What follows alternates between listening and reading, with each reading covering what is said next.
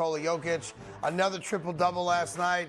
All right, you don't want me to score in the first quarter? No problem. I won't score. I'll just dish and get rebounds. Oh, you need me to score a couple points in the fourth quarter? I got you. I'll drop it from behind the arc. I'll score down low. What do you need? Murray's hot. I'll give him the ball. Look at this. I brought my main man close up here because here's what I know about basketball.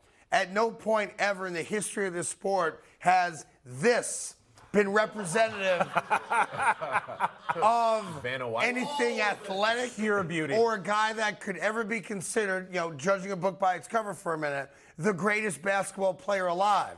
Because normally we think of athletes, right? Mm-hmm. We think of guys soaring in the air, total body control, the Michael Jordan stuff. You want to go LeBron? I respect it. What great guards do with the handle. Mm-hmm. And I'm looking at this, and I'm saying to myself, this gives every flat-footed white garbage man in America hope that maybe the dream's not dead. That maybe we can play basketball. Maybe. So you're right? a bunch of overweight, flat-footed white guys maybe the third movie in the trilogy will be white men can't jump, but we can hoop. Which is all right. Right. Which is all right. White man can pass. I'm watching. Exactly right. White man can pass. I said the other day, the unicorn thing in basketball. The dude is it. Yeah. Because like you said, he's got like 1 inch vertical, right? He's as strong as an ox. He's got court vision of a point guard. I think you would attest to that, right? He's got soft hands, soft touch. He cleans up the boards if you need him to. And it's funny. I was listening to when you listen to the announcers do a game on radio or TV, a triple-double used to be a special thing. Mm-hmm. Like, we haven't seen the triple-double since the Big O back in the day. A guy that could do it a whole season, or Wilt Chamberlain, 4, 5, 6 triple-doubles in an NBA playoff run. He's obliterating all that, and it's child's play. Yeah. And you're talking about a guy that's dominating the greatest players on the planet Earth. Yeah. And yet this, what is this? It's a guy that just can play basketball. Yeah, I don't get it. It's like my head's going to explode with this. This guy kicked me out of a bar 7 years ago. You want him to be a superstar that flies through the air and with the greatest trapeze and all that type of stuff. Yes. No, he's just a regular basketball player, and he goes out there and plays it the right way and has fun playing it the right way. He's showing everybody in America you don't have to be a super athlete to go out here and play this game. You could be a regular slow Joe and come out and do the things that he does and do it correctly. His fundamentals are absolutely outstanding. Sure. Yeah, that's the big thing for me is like him just showing that the fundamentals are still what you need in basketball to succeed. You don't have to jump out of the gym. You don't have to be Kyrie Irving with crazy handle, although it helps. But the way he plays the game shows you that fundamentals are still a real thing. He got passed over by the Space Jam team. Yeah. And now he's dominating the sport. I knew a couple of guys, white guys, and coming out of high school, and we didn't know this guy. His name is Arnie Duncan. Arnie Duncan. All right. He used to come in. He used to play just like him. Couldn't run fast, couldn't jump high, but could pass the basketball, can shoot the basketball, and played at his own pace. And he used to rebound and control the whole game the way Jokic used to. Yeah. And we used to be like, where's this guy? Was it frustrating? It was very frustrating. Yeah. Because you couldn't be on the same page as him. And when you tried to speed him up, you couldn't speed him up. When you tried to be physical with him, he wouldn't let you be physical with him. Yeah. He just played the game in his mind and out-thunked you. And this is what he does. A lot to be said about that. He goes out there. Basketball IQ. He go out there and like I said, when you give him everything, his triggers, when he catches up on the high post and the cutting that they do and the back screens that they do, and he passes right on point for layups. Pass to Aaron Gordon for lobs in the lane.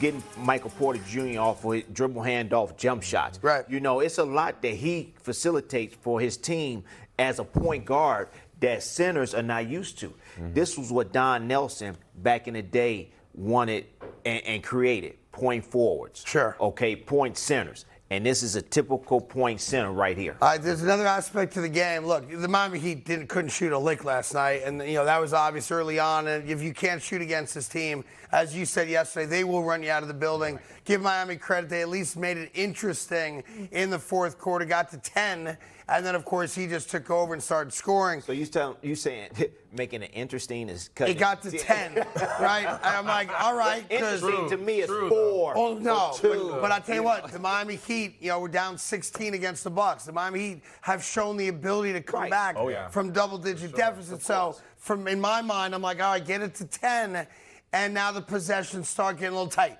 right? If Denver misses a shot, you break out. All of a sudden, now you're single digits, right? But my man said, all right, now I'll score. And it's fascinating that he has that kind of control over a game where he really, I think what you're saying is the most important thing, where there's an IQ to this. What does my team need me to do now? If it's pass, I'm going to pass. Jamal Murray's as good a shooter as there is in the league. Why not get him off on a shot? All right, now it's crunch time. They got it to 10. Let me make it 15 real quick so we can take another deep breath. The other part of last night's game, and I think if you're a Miami Heat fan, this is the troubling part.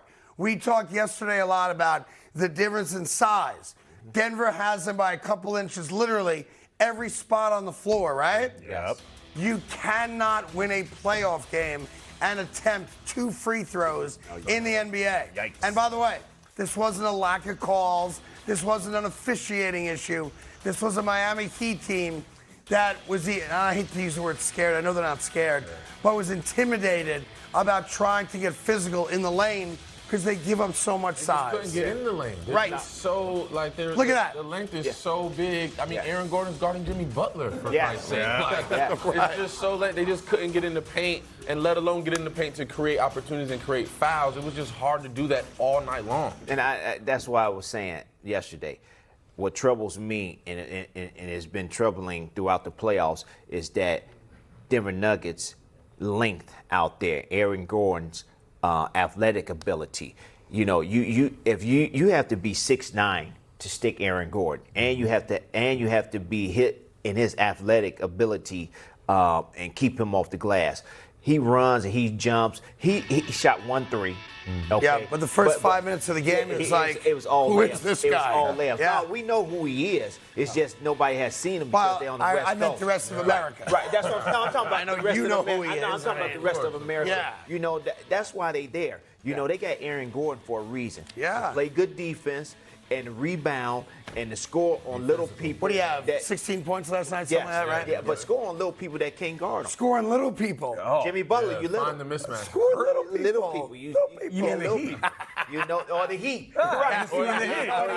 There's nobody. There's nobody on the Heat right now that can stick Aaron Gordon or Michael Porter Jr. Or Jokic. And that's a problem. Look, I'll tell you this: Miami's not winning the game in this series. Yes, they are.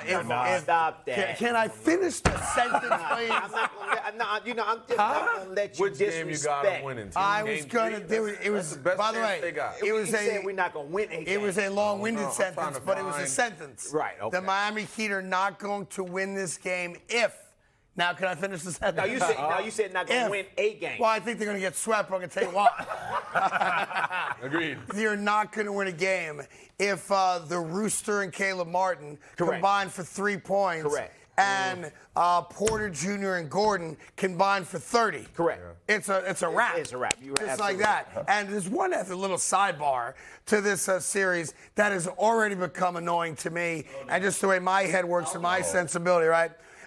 This whining and crying from the Denver Nuggets, their fans, and the Denver media about how, no one ever talks about us, and you didn't see us play, and we're not a basketball town, and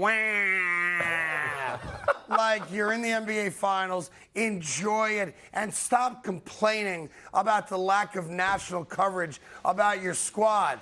You don't even have a TV deal in Denver for fans to watch the Denver Nuggets play. So enjoy the fact that you're in the finals and zip your lips. Yes. You know, it's a tad like, I agree with enough. you. It's just like San Antonio Spurs when they was winning. Yeah. They didn't have a TV deal in San Antonio. No? No, I mean, what else did they do there? But they won championships. They won championships, that's right. So, I mean, that's what you got to do. You just got to keep the Denver Nuggets, their team doesn't care.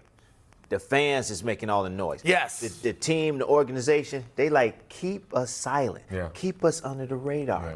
Let us be cool. Let us keep going out there doing what we supposed to do. And that's the energy of that team. It feels exactly. like Joker doesn't really care about being seen. He just wants to go play basketball. That's all. Right. Barely smiles, it feels like. Well, he's playing in the right city because it is a Bronco town first. Correct. It is an Avalanche town second. Yep. It is a Nugget town